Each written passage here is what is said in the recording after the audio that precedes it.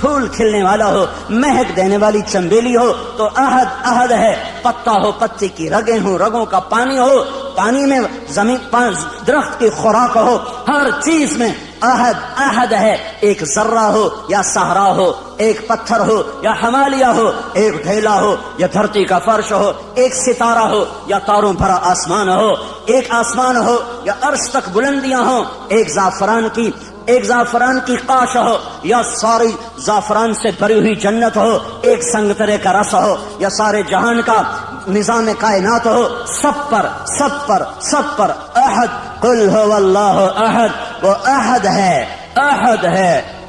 ہے، ایسا احد ہے کہ صمد ہے، بے نیاز ہے، ایسا بے نیاز ہے کہ لم یلد ہے ولم یولد ہے، نہ اس سے کوئی پیدا ہوا نہ وہ کسی سے پیدا ہوا، وہ احد، اس لیے کہ وہ صمد کیوں؟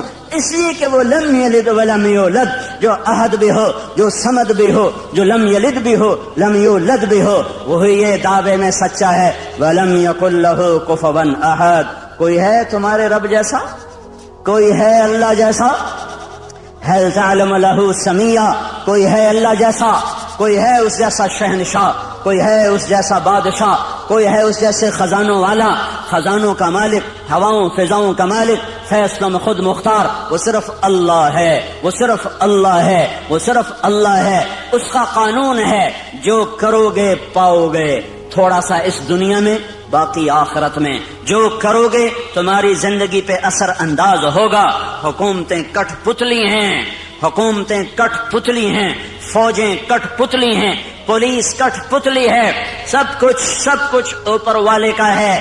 نیچے جب نافرمانی ہوتی ہے، اللہ پتھر دل لوگوں کو حکومت دیتا ہے، اللہ بھیڑیے نما انسانوں کو کرسی پہ بٹھا دیتا ہے۔ یہ فیصلے آسمان سے آئے ہیں، یہ جلسے جلوسوں سے نظام نہیں اب بدلے گا۔ اب جن گناہوں کی وجہ سے بازار میں خیانت آئی اور بازار میں عدل مٹا اور بازار میں ترازو کا تول مٹا اور قاضیوں کا عدل فروخت ہوا اور وکیلوں نے زانیوں کو بھی پناہ دینے کے لیے اپنے علم کے دلائل کو استعمال کیا، یہ جب سب کچھ ہوا اور گھروں میں ماں باپ کی نافرمانی ہوئی، نوجوانوں نے گٹار پکڑے اور عورتوں کے پردے اتر گئے، نوجوان بچیوں نے گھنگرو باندھ لیے، موبائل بیچنے والے ظالموں نے بھی لڑکیوں کی ننگی تصویریں کر کے، موبائل بیچنا پڑا تو عورت کو ننگا کیا، روٹی بیچنی پڑی، کپڑا بیچنا پڑا، موٹر سائیکل بھی بیچنا ہو تو لڑکیوں کو ننگا کر کے اسے بڑے بڑے بینر کی زینت بنایا۔ جب یہ سب کچھ ہوتا ہے تو میرا اللہ کیا سو گیا ہے؟ ایٹمی طاقتوں سے ڈر گیا ہے؟ ایٹم بم والوں کی وجہ سے کمزور پڑ گیا ہے؟ نہیں، ہرگز نہیں۔ زمین اللہ کی، آسمان اللہ کا، لہو ما فی السماوات وما فی الارض وما بینہما وما تحت الثری،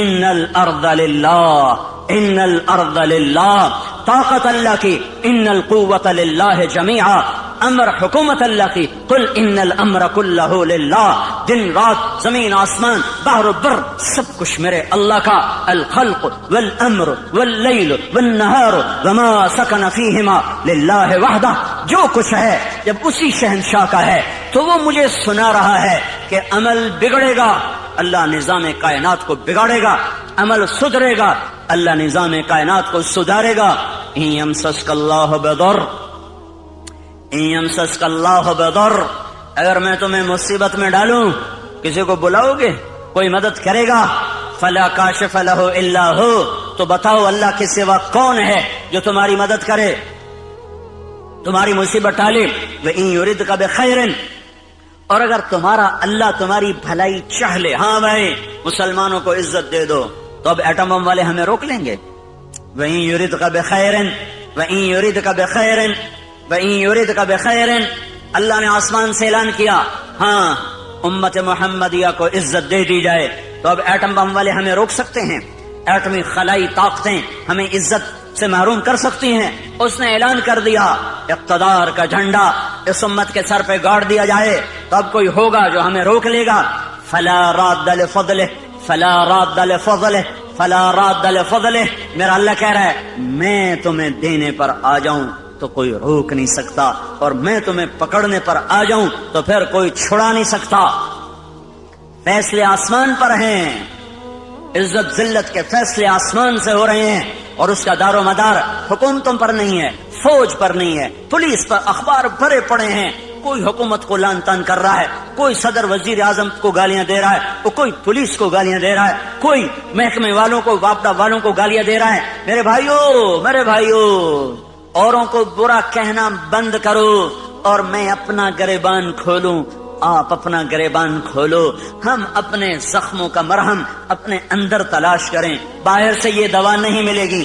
ہم اپنے مسائل کا حل اپنے اندر تلاش کریں، باہر سے کچھ نہیں ملے گا، باہر سے کچھ نہیں ملے گا۔ میں اپنے عیب دیکھوں، میں اپنے آپ کو ٹھیک کرنے میں لگوں، میرا اللہ حالات کا بدلنے والا، پل میں جو چاہے کر کے دکھا دے۔ بڑے بڑوں کو اس نے خاک میں ملا دیا، ہر زمانے کے فرعون، قارون، حامان، شداد میرے لیے فرعون ہیں، اللہ کے لیے مچھر کے پر سے زیادہ حقیر ہیں۔ شداد کی شدت میرے لیے ہے، فرعون کی فرعونیت میرے لیے ہے، قارون کی قارونیت میرے لیے ہے، حامان کی حامانیت میرے لیے ہے، قاہر کی قہاری میرے لیے ہے، پر میرا اللہ تو قہار ہے، میرا اللہ تو مہیمن ہے، میرا اللہ تو جبار ہے، میرا اللہ تو مالک الملک ہے، میرا اللہ تو مالک الملک، بادشاہوں کا بادشاہ، شہنشاہ آدم ہے، کسی سے دبتا گھبراتا ڈرتا نہیں ہے۔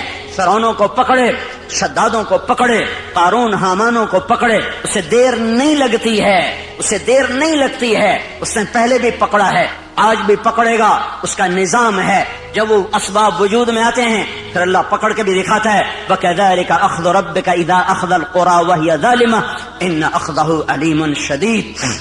جب اللہ پکڑتا ہے تو پھر دکھا دیتا ہے کس طرح زمین و آسمان کے لیے وہ عبرت کا نشان بن جاتے ہیں۔ ان فی ذلک لعبرۃ لمن یخشی، انہیں اللہ عبرت کا نشان بنائے گا، لیکن پہلے مجھے توبہ کرنی پڑے گی، پہلے آپ کو توبہ کرنی پڑے گی، پہلے اپنے آپ کی طرف اپنے رخ کو پھیرنا پڑے گا۔ سارا رخ کیا لکھنے والے، کیا تقریروں والے، کیا سٹیج پہ آنے والے، سب اوروں کو اس نے یہ کیا، اس نے یہ کیا، اس نے یہ کیا، اس نے یہ کیا۔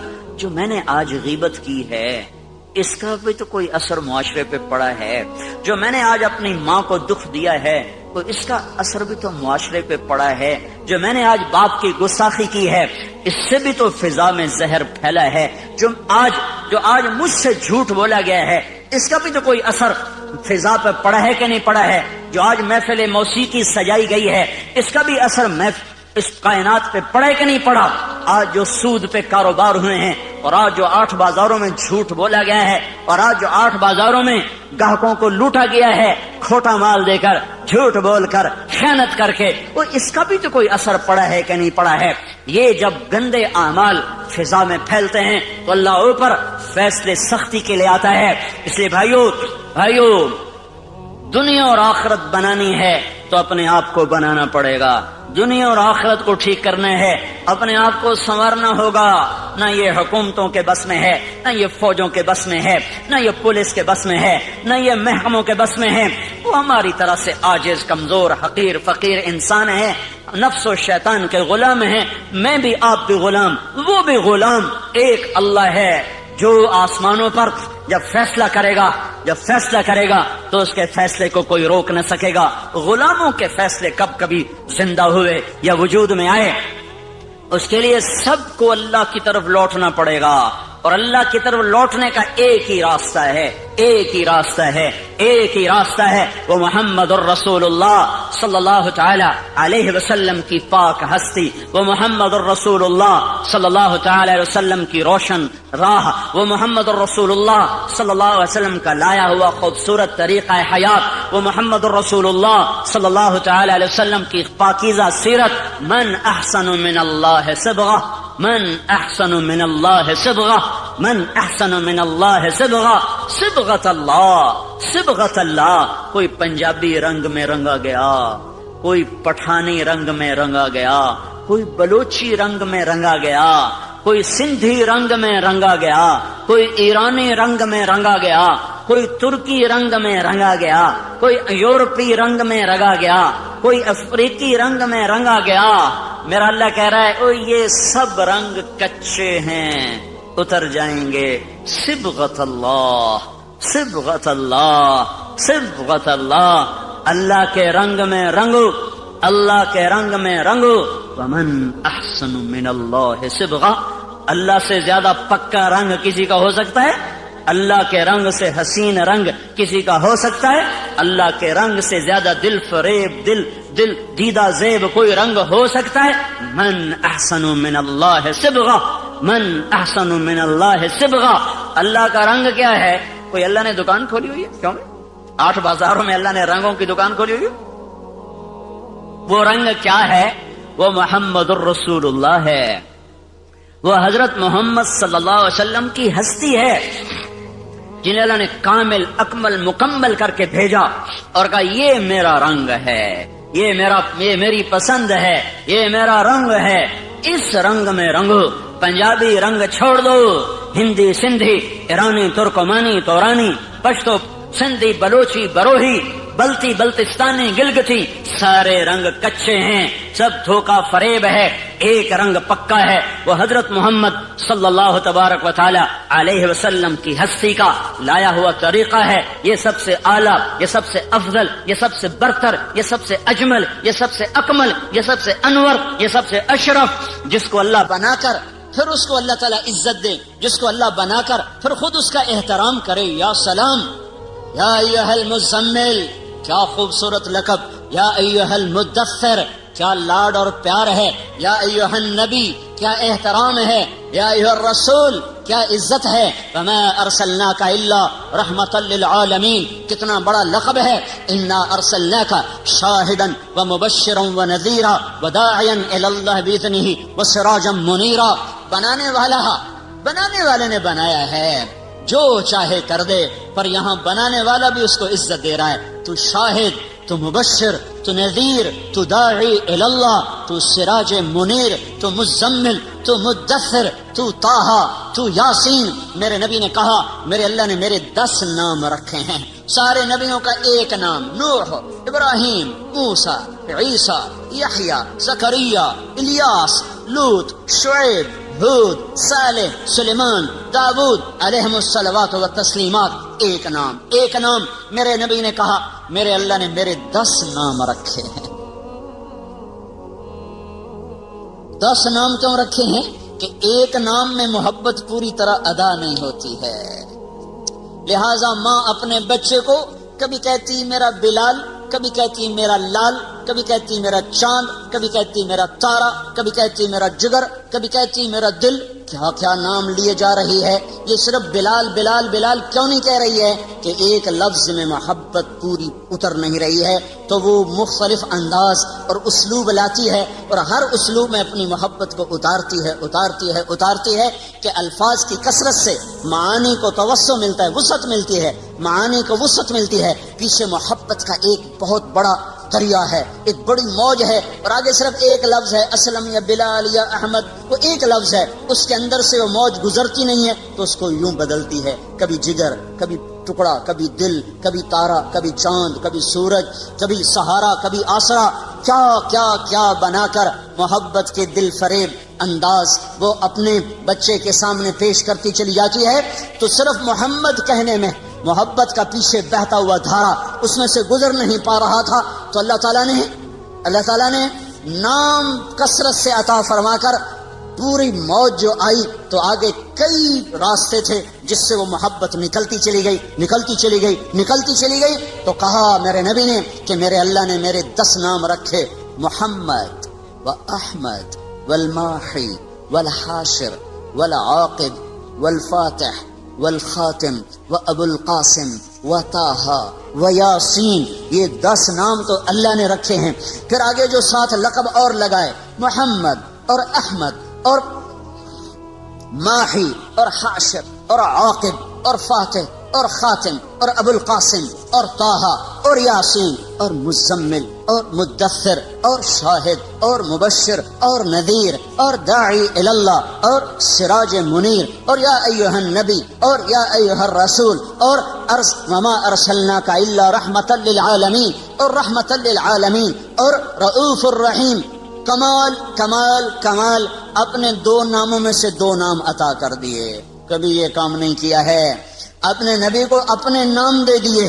اللہ کا نام رؤوف، رحیم. اللہ نے میرے نبی کو کہا رؤوف رحیم، فرق رکھا خالق اور مخلوق کا.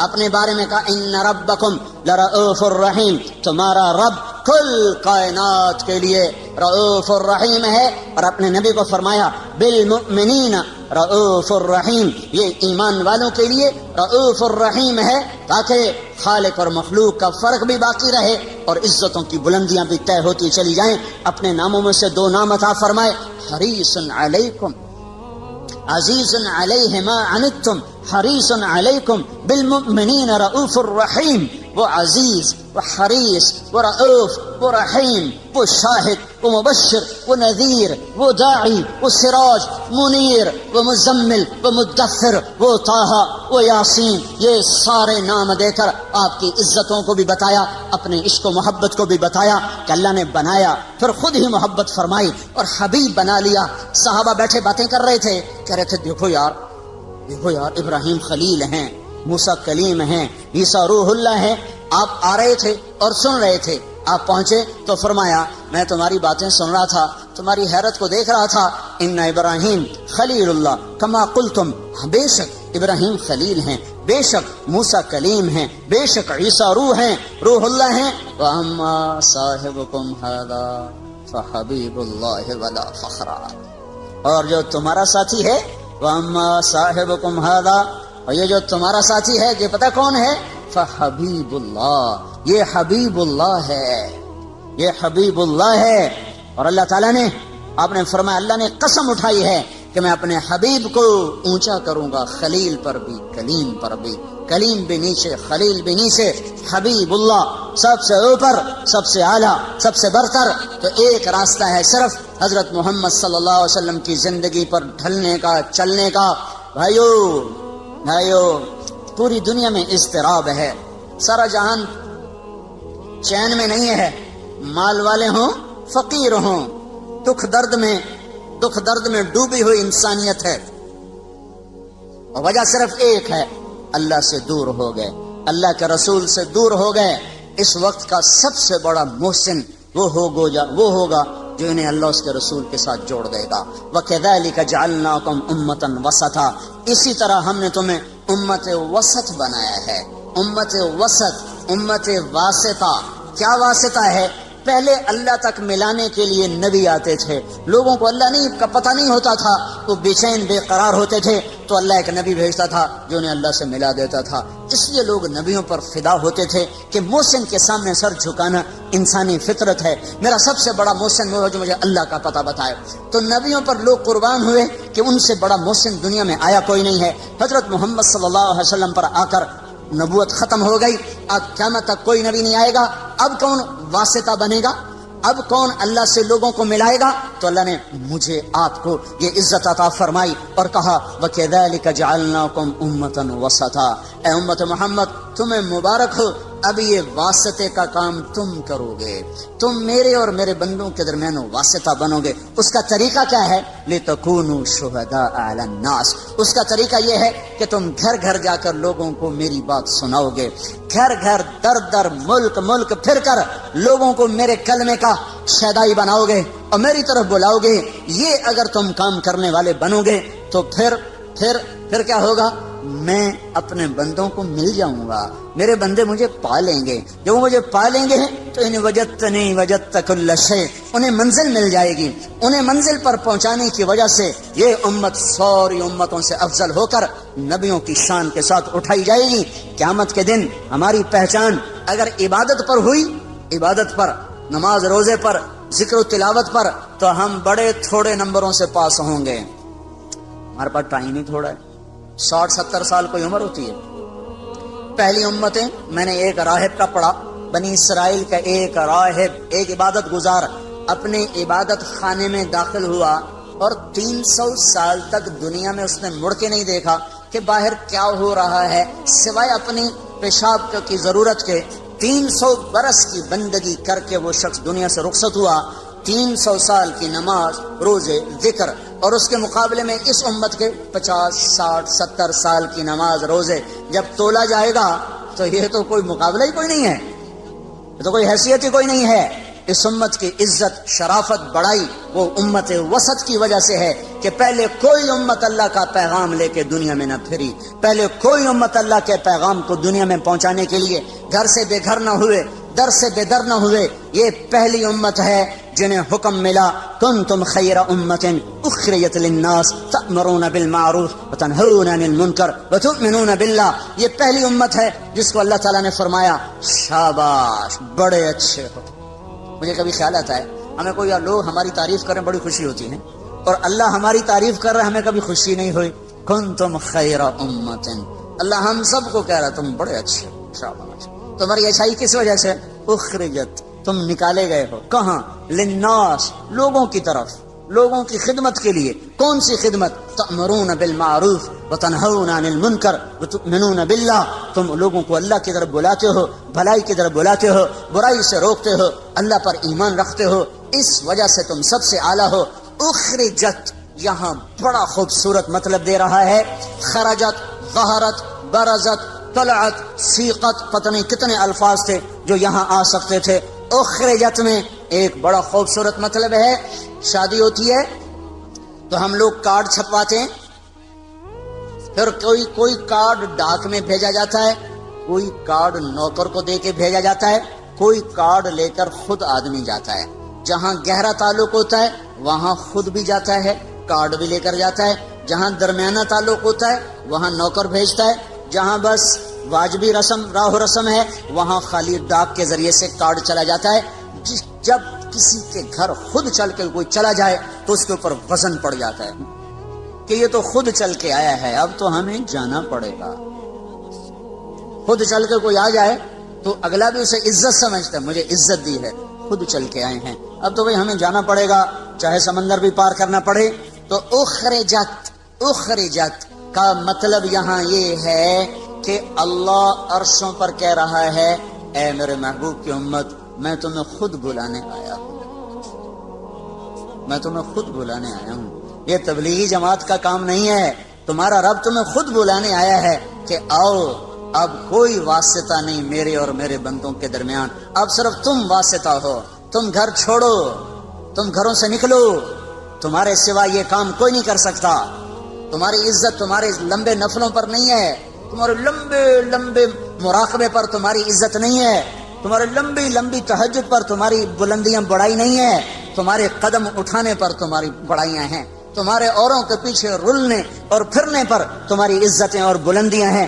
اس لیے اس امت کو کوئی نہ مل سکے گا قیامت کے دن کہ انہوں نے وہ کام کیا جو نبیوں نے کیا، انہوں نے وہ کام کیا جو کوئی نہ امتوں میں کر سکا۔ لِتَكُونُوا شُهَدَاءَ عَلَى النَّاسِ وَيَكُونَ الرَّسُولُ عَلَيْكُمْ شَهِيدًا